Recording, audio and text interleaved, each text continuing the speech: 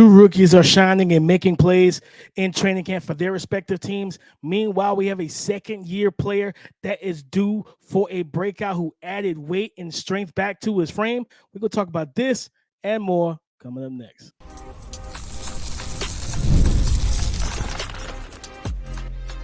You are Locked On NFL Draft, your daily podcast covering the NFL Draft. Part of the Locked On Podcast Network, your team every day. What's up, Locked On family? Welcome back to the Locked On NFL Draft Podcast, your daily podcast covering your favorite draft prospects, part of the Locked On Podcast Network, your team every day. I'm your boy, Damian Parson. You can find and follow me on X at DP_NFL. I'm a senior draft analyst, and thank you for making Locked On NFL Draft your first listen today and every day. Shout out for being our everydayers. I got to kick the intro to Mr. LSU himself, Keith Sanchez. You can find and follow him on X at The Talent Code. You talk to him, baby.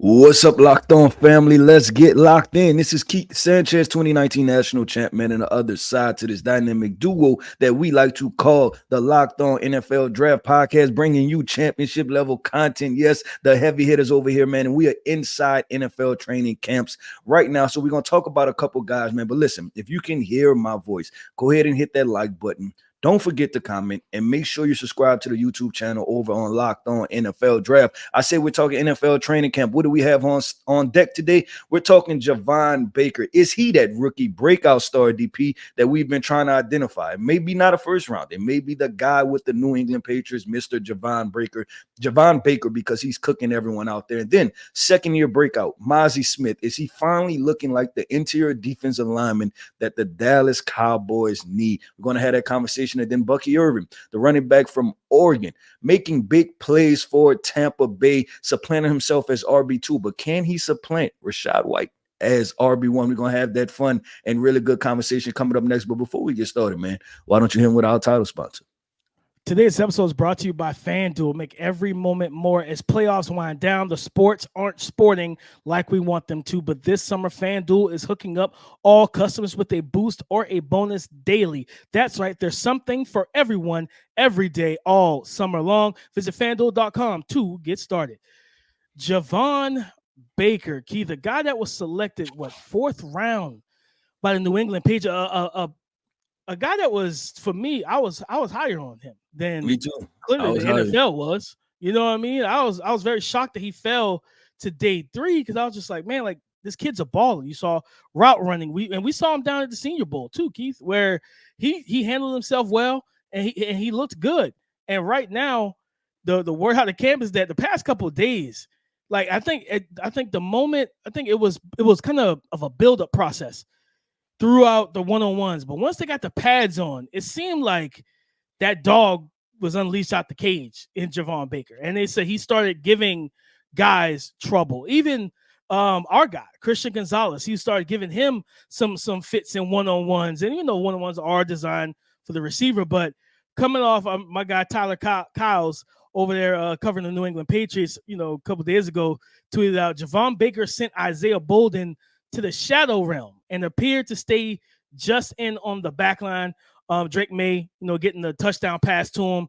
Mike Cadlick, his co-host over there with the Patriots, said Friday's been Javon Baker's best practice in Patriots camp. He's been unguardable. And Keith, when we talk about, I think we said it a couple times in this pod, they were one of the teams that receiving core wise, we didn't know who was going to be who. But it looks like Javon Baker and Jalen Polk should be early playmakers for this offense. Yeah, I agree. I'm going to stay on Javon Baker. DP, you talked about him being a fourth rounder, and I think we were both high on him, right? And even on this podcast, if you listen to this podcast enough, after my first time watching Javon Baker, I came on this podcast and I was extremely excited to talk about him.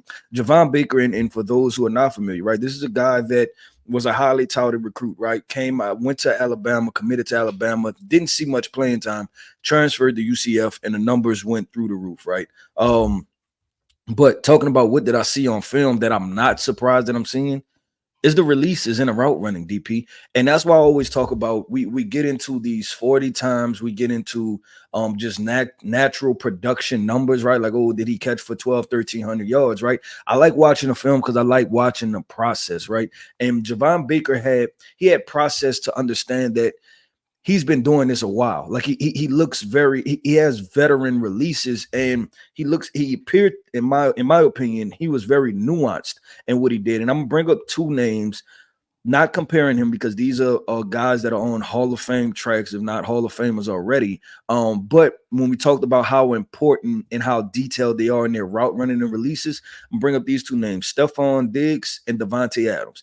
And why am I bringing those names up? I'm bringing those names up because I want people to understand that how much artwork and craft goes into not running a fast 40, but into the releases, right? About how you set up defenders and, the head fakes, the head nods, and different things that go into it. And I even remember watching the wide receiver documentary, DP, and I think it was Davante Adams, and he talked about how, if it was like just little things he would do just to throw the defensive back off, right? Like if the defensive back, kind of set on a hitch, he would, like, in order for the defensive back not to think that he knows that route, he would just turn up the field and be like, "Oh man, you missed me on the double move," right? Just to keep the defensive back guessing. And that's what this is all about. That's why I always talk about tempo, right? Slowing it up, speeding it up, slowing it down, things like that. And Javon Baker has that. So to be honest with you, it looks and appears to be good early on, and I have to just simply say I'm not surprised, because I know what I've seen on film,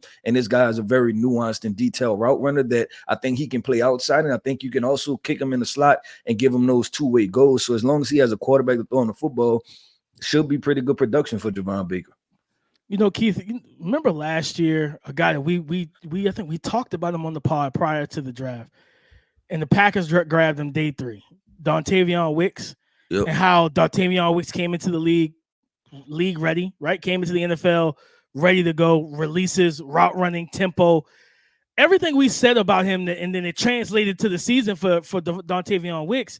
It feels like deja vu all over again for Javon Baker, because again, and for those who don't know, I got his RAS score right here for you. He came into the combine. He was 6'1". He weighed 202 pounds. He ran a 4.54 in the 40. He jumped 37, and he had a 10-foot broad, right? He just had a good that's Javon RAS Baker? Score. Yeah, Javon Baker. He had a good RAS score. It wasn't elite. It wasn't it's great. Probably, and I'll say this, right? Probably average, like for what wide receivers run now, right? Like there was nothing special about it. It was average to above average score.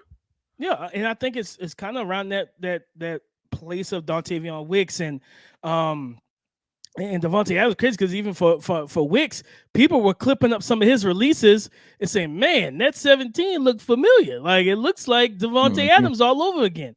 And it's like, for me, I look at Javon Baker and it's like, yeah, he didn't test it out of this world, but you turn on the tape and you just saw a guy that knew how to win, who knew how to get open, and was reliable. And I remember after the draft was over, and it's like the workouts, getting ready for rookie OTAs and minicamp.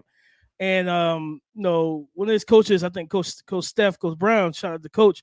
He I think he tweeted out or put on his Instagram.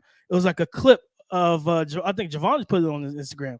Him basically kind of talking his trash. Like, okay, yeah, like y'all, you slept on me, draft me 4th round. That's cool. And you just saw that. You saw, as we said, that dog in him. We saw a guy that took that as disrespect. And it's like, okay, now can you funnel that? Because we all remember when Josh Rosen said, yeah, I remember the 10 teams that passed on me. Well, they remember they passed on you too, Josh. You know what I mean? But Javon, I think for him is now turning that, as we get ready for preseason this weekend, Keith, turning what you've done in camp into productivity during the preseason game, kind of like our guy Xavier Hutchinson did Thursday night. Oh, yeah, there we go. Xavier Hutchinson, give my guy a feature. And we called that out, DP. He was one of the names we talked about to look out for as far as young guys that can ball. I'm not giving up on the Xavier Hutchinson conversation either. But DP, let's keep it going, man, to one of our favorite teams, DP, the Dallas Cowboys, right? We're going to talk about this interior defensive line position, and the resurgence of Mazi Smith is what he's been doing year 2 in training camp, going to translate for the Dallas Cowboys. And we're going to talk about how he's been performing in NFL training camp. So coming up next, we're going to talk about defensive tackle for the Dallas Cowboys, Mazi Smith. This show is sponsored by BetterHelp. What are your self-care non-negotiables? Guys, I know for myself, it's making sure I do not miss my monthly therapy appointment with my therapist. When your schedule is packed with kids' activities, big work projects, and so much more, it's easy to let your priorities slip. I've been a culprit of that. I've allowed priorities to slip a little bit, right? But therapy has helped me so much with making sure that I keep the main thing, the main thing. Even when we know what makes us happy, it's hard to make time for it. But when you feel like you have no time for yourself, non-negotiables like therapy are more important than ever. Guys, I'm telling you now, as an advocate, you should definitely try it if you've been struggling with anything. If you think about starting therapy, give BetterHelp a try. Never skip a therapy day with BetterHelp. Visit betterhelp.com/locked on today to get 10% off your first month. That's BetterHelp, HELP.com/locked on.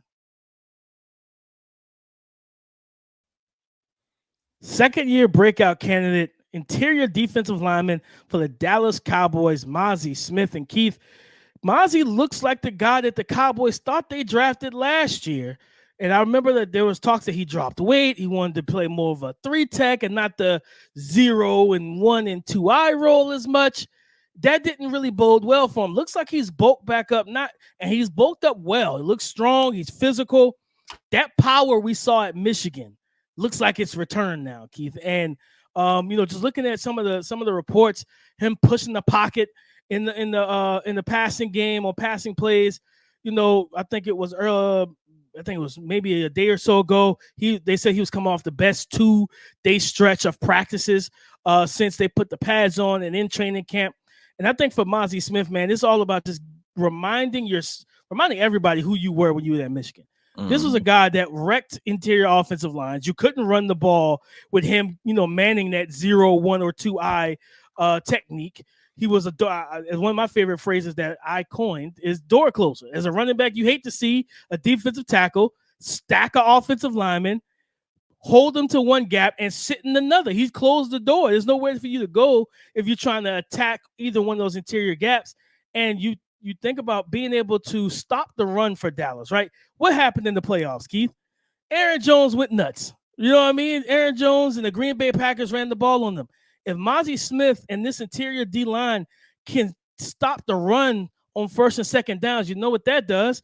Cue up Micah Parsons, third down. Let's pin our ears back and let's get vertical. And I think also for Mazi, the increased productivity in camp on pass rush downs, right? Pushing the pocket in the face of Dak Prescott. That means if you can do that effectively, you stay on the field for all 3 downs. Yeah, so I want to go and ask this question, DP. Mazi Smith, the guy out of Michigan, right? Because he's not too far from removed from that, right? Like just about a year. About a year, right?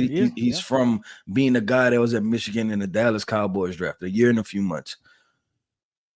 What you seen last year from Mazi Smith and him dropping the weight, I want to let's add the weight back on. And who was the guy coming out of Michigan?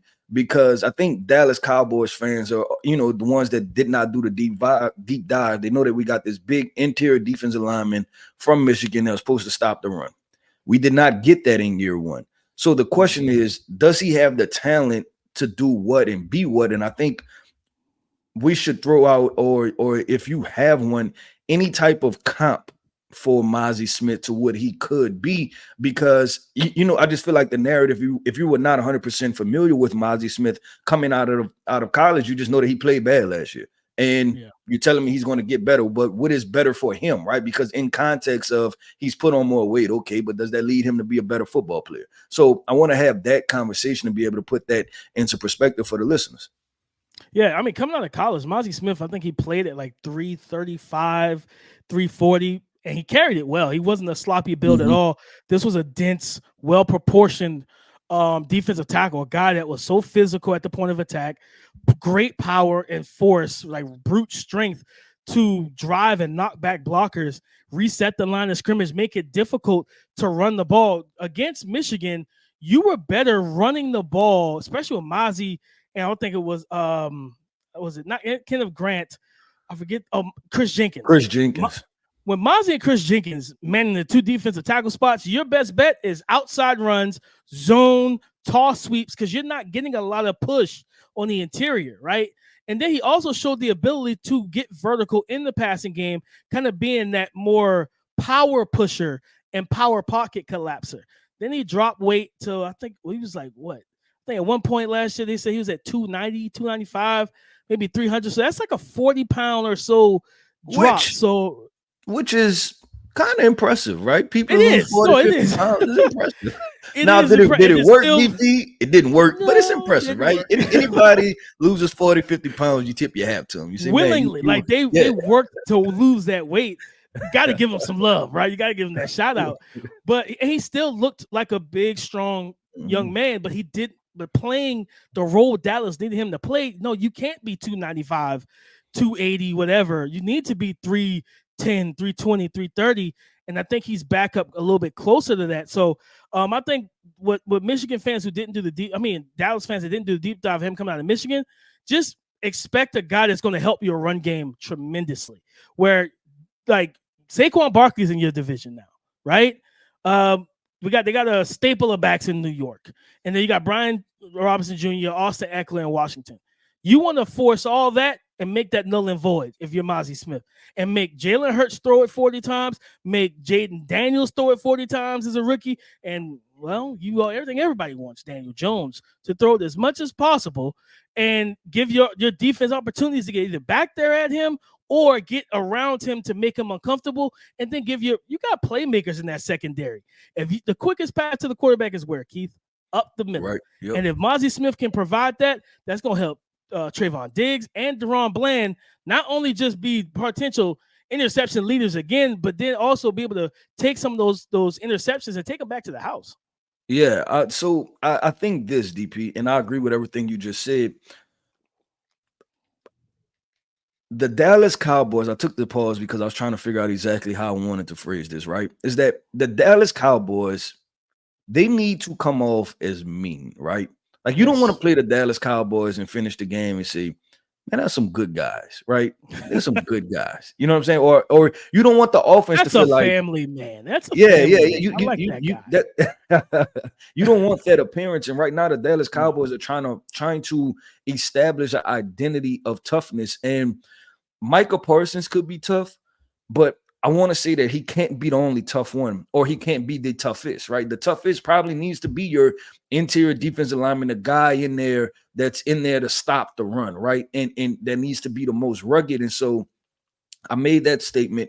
And then I'm going to make this statement, is that the Dallas Cowboys entered the NFL draft, DP, with probably the most needs of positional needs that they had in a while, right? As far as they need offensive line, they needed running back, they need another wide receiver, they needed interior defensive line, edge rusher, they were okay, they needed linebacker, and maybe more cornerback depth, right? So you can't draft all of those guys as premium positions, right? You only have but so many first round picks. You can't fill all the holes. But if they can get Mazi Smith to play like Mazi Smith that was at Michigan, then they basically get a draft pick back, right? Like you get a draft pick that right now is not helping you. But if he plays well, then you supplementing that, right? So now you can cross off, hey, we address the offensive line, we address the defensive line, right? Just by getting Mazi Smith to turn his play around and be able to be that run stopper, gap filler that you need. And it's more so, DP, is that it has to come in with a mentality too, right? Like it has to come into a mentality that I'm going to be the wrecking ball. I'm going to make everybody's day a bad day every time they line up against me. And that has to be the new mentality for the Dallas Cowboys. That has to be the mentality for Mazi Smith. That's why I wanted to kind of tie everything together as far as who he was at Michigan, to be like, hey, the ceiling could be there for him to be that big run stopper. And they drafted him, in the second round, I believe? It was I think they get Mazi first. I think the back end of the first. So I think that he has to be that, especially with that draft pick. Like I said, the back end of the first round pick, man, listen, we need this to hit, right? Like that's the things you can't miss on. And that's the Mazi Smith. So we'll see how that thing plays out. We just continue to monitor Mazi Smith. That was about to be a tongue twister right there with the Dallas Cowboys, because it's going to be very important to what they want to do moving forward, right? Especially when they face the Philadelphia Eagles, the San Francisco 49ers, the Green Bay Packers again, right? So you don't want not to cut you off, Keith, but to your point, if you're the Dallas Cowboys and you need Mazi Smith to be that guy that, like you said, take away the thought process of a Green Bay Packers and say, you know what, we're gonna run the ball 35 times. Mm-hmm. Like teams want to take away one man on that defensive front, and that's Micah Parsons. How do you take away a pass rusher? We've seen it with TJ Watt. We've seen it with Von Miller. Guys that are great at rushing the passer, you don't give them opportunities to rush the passer. You tell them to stop the run, and Mazi Smith can help stop the run that allows Micah Parsons, DeMarcus Lawrence, Marshawn Nealon, who they drafted round 3, and people are a little bit shocked by that pick. They say he's been playing well in camp, collapsing the pocket off the edge, stuff like that, with Sam Williams tearing his ACL. So, yeah, you want to get your best 4 on the field on third downs. The only way to do that is for Mazi Smith and this interior D-line to stop the run. I agree 100%. DP, they drafted Marshawn Nealon in the second round. So they're right. Second. They really like Marshawn Nealon. But coming up next, man, we're going to travel down south to the NFC South. Talk about those Tampa Bay Bucks, the kings of the NFC South right now as they run the NFC South last year. In this running back situation, we talked about Rachaad White. He was a surprising but good, right? Good showing for them last year. And now they drafted running back from Oregon, Bucky Irving. We're going to talk about what this rookie can provide to this offense coming up next. Today's episode is brought to you by FanDuel, America's #1 sportsbook. Guys, I love sports. I love them so much. I never want them to stop. But as the playoffs wind down, we get fewer games, and the sports aren't sporting like I want them to. But FanDuel lets me keep the sports going whenever I want. All I have to do is open the app and dream up bets anytime I'm in the mood. And this summer, FanDuel is hooking up all customers with a boost or a bonus daily. That's right. There's something for everyone every day, all summer long. And if you head over there right now, guys, you can go ahead and get in on the early action of preseason odds, right? Preseason betting odds for college football and the NFL. MVP, Heisman, college football playoff chances, you name it, they have it. So head over to FanDuel.com and start making the most out of your summer. Head over to FanDuel.com and start making the most out of your summer, because FanDuel is the official sports betting partner of Major League Baseball. Thank you for making Locked On NFL Draft your first listen today and every day. Shout out for being our everydayers. Keith, Bucky Irving, shout out to my guys over at Pewter Report. They tweeted out on the 3rd, I think it was Saturday, during camp or even after camp was over, practice was over. And they tweeted out that Bucky Irving continues to look like the real deal as a runner and a receiver. He's going to have a bigger role than most think this year as RB2. And then I've seen some of the clips of him catching the ball out of the backfield, him making plays with the ball in his hands. And also, I think as a return man as well. So you're talking about a multifaceted player. And this was a guy I really liked in Bucky Irving, where I just looked at, I think it was last summer, telling our guy, Brentley Wiseman, shout out to Brentley.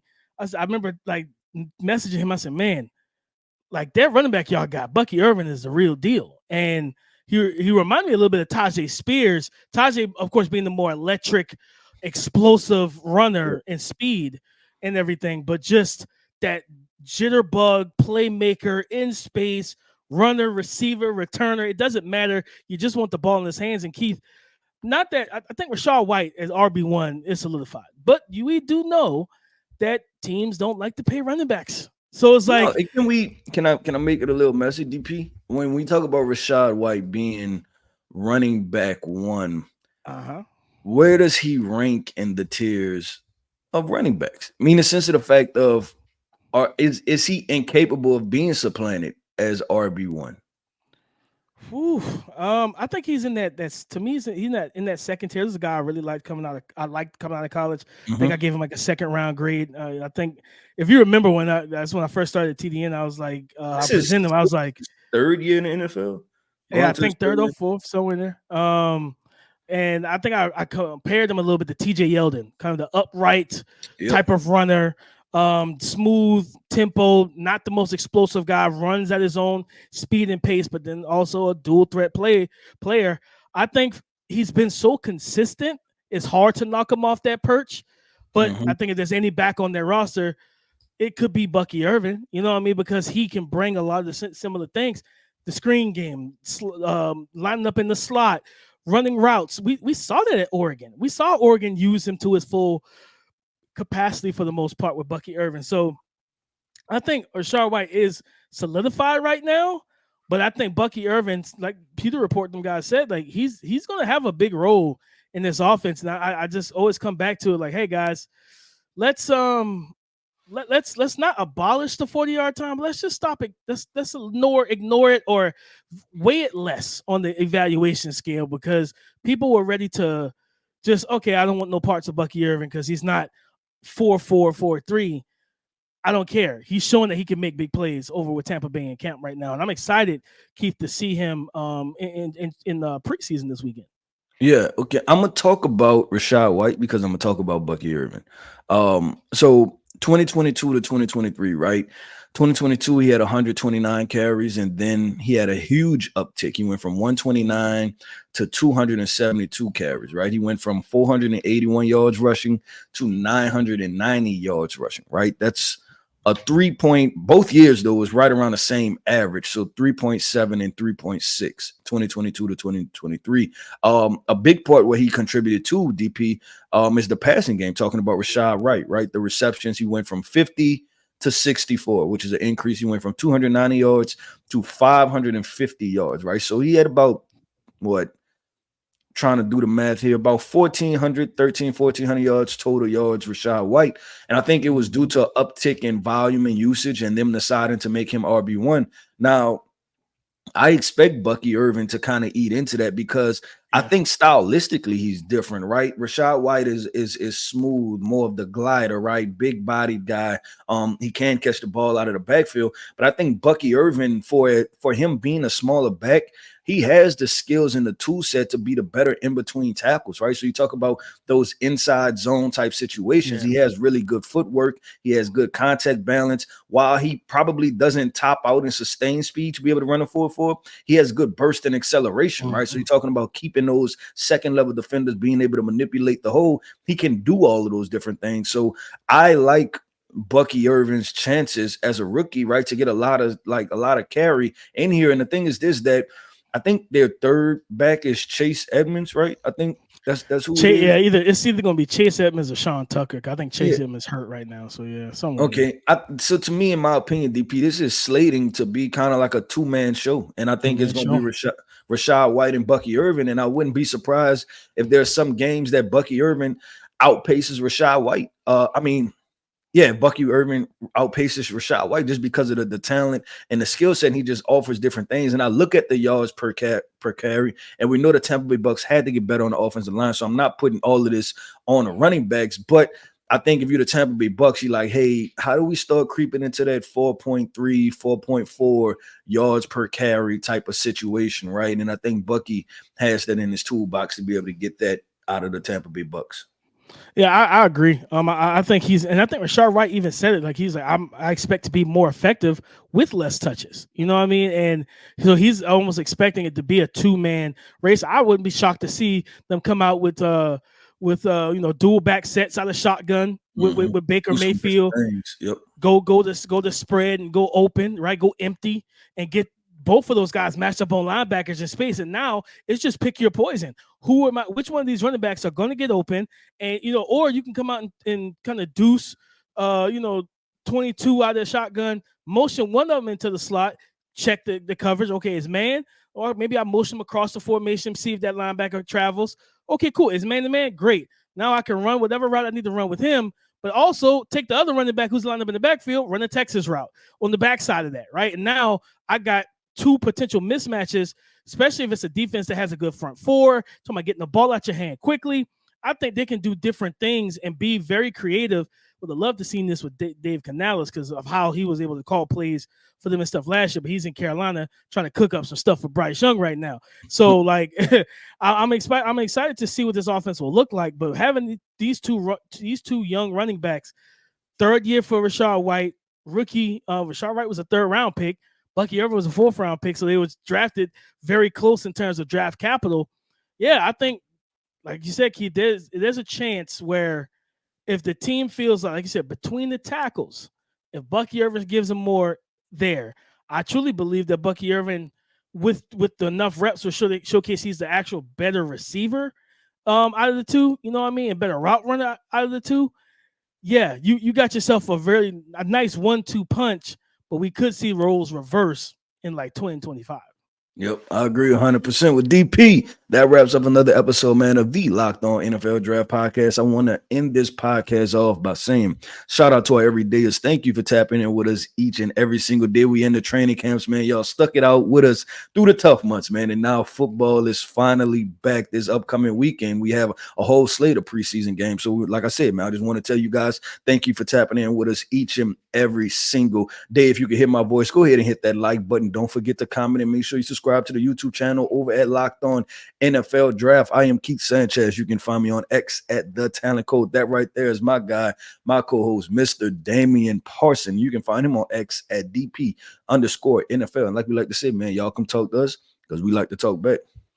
Go subscribe and follow for free on YouTube, wherever you listen to podcasts, to get the latest episode as soon as it is available. Thank you for making Locked On NFL Draft your first listen today and every day. Shout out for being our everydayers. On tomorrow's episode, guys, we're getting into JJ McCarthy. What is he doing in training camp and everything? We're going to get one more training camp preview or stock watch before we get into previewing the rookies and second-year players to watch the rest of the week heading into preseason. So come and join the conversation again tomorrow on the Locked On Podcast Network, your team every day.